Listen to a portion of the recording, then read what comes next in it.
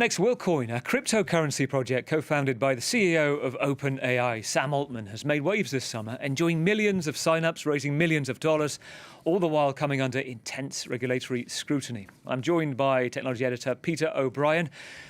Hi, right, first of all, Peter, to sign up, you have to scan your eyeballs, and you did that this morning. That's right, I did do that.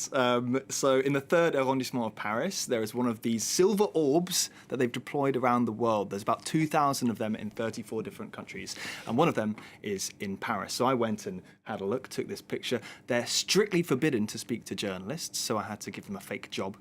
It scanned my iris and took a picture of my face and generated a unique code which is tied to a cryptocurrency account. Now this gave me about €5 worth of their crypto coin called Worldcoin for my troubles.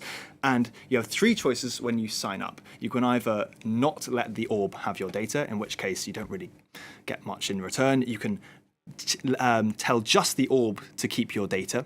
And after which point, after a while, it's deleted, they say.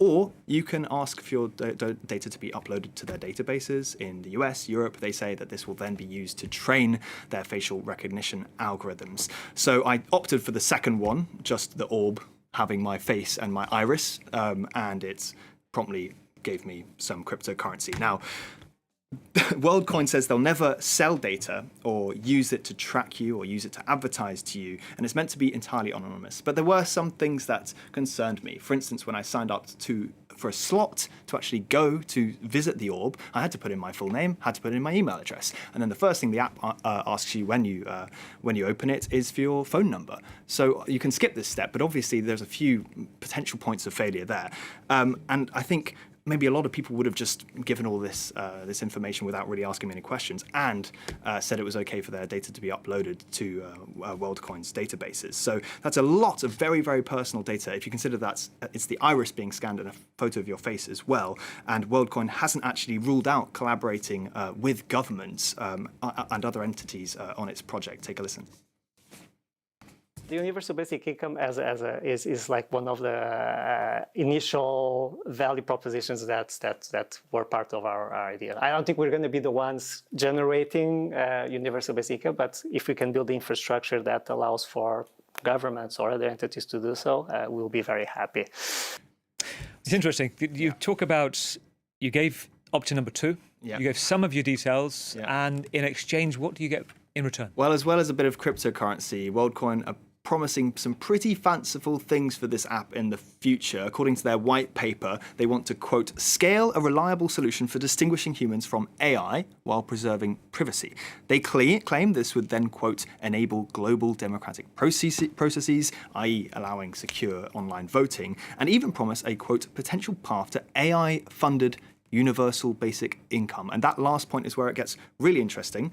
The white paper links to a blog on OpenAI's website, which is written by Sam Altman. Of course, Sam Altman being both the co-founder of Worldcoin and the CEO of OpenAI, which brought to the world ChatGPT. Now, he's the man on the right there. He reckons that artificial general intelligence, AI, which is smarter than humans, will, quote, turbocharge the global economy, and he thinks humans might eventually be kind enough to distribute this huge wealth worldwide, which, I mean, have to be seen to be believed. Humans aren't necessarily known for being endlessly selfless. Now, he also wants Worldcoin then to be the way that people around the world access this income, and it's a way to prove their identity and also keep their identity private. That's the big headline claim here. And he's had plenty of buy-in. I mean, 64 days since launch, more than 2.2 million people have signed up, doing exactly what I did, going to their local orb and having their face and eyes scanned. They raised almost $250 million since 2021, Worldcoin, and that's at a time when other crypto startups are really suffering. And frankly, my take on it is that a lot of people are signing up because the sign-up bonus was about 25 Worldcoins when it first launched. So that was about $50. Mm. And if you look at Argentina and Kenya, two of the poorer countries where it's available, they've seen massive queues to actually sign up for this. So let's hope that those of us who've signed up haven't given away more than we can afford. Yeah, interesting. Cash for data. Yeah. When it comes to bigger questions down the line, like, for example, if you decide, I want this data deleted, I guess regulators now are focusing in heavily on the speed of this company and what's happening to it. Yeah, exactly. So last week, Politico reported that France's data regulator, the CNIL, rocked up at this co-working cafe where I was earlier today and had a look at the orb. They had their beady eye on it, and the staff serving coffee there must have got a bit of a shock. So I contacted the CNIL, and they told me that they were investigating Worldcoin, which is known, and they're saying the lawfulness of how this data is collected in stores seems questionable. That's what they said in a statement. So they're participating in a wider investigation, which is run by the state regulator in Bavaria, in Germany, and investigations are also underway in Argentina, the UK, Portugal, and Kenya. Listen to the German regulator here. We will look whether this system is stable and is safe at the end.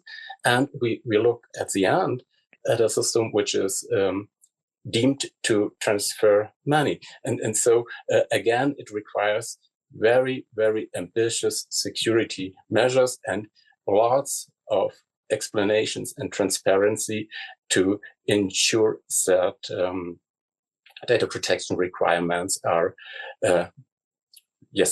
not neglected at the end.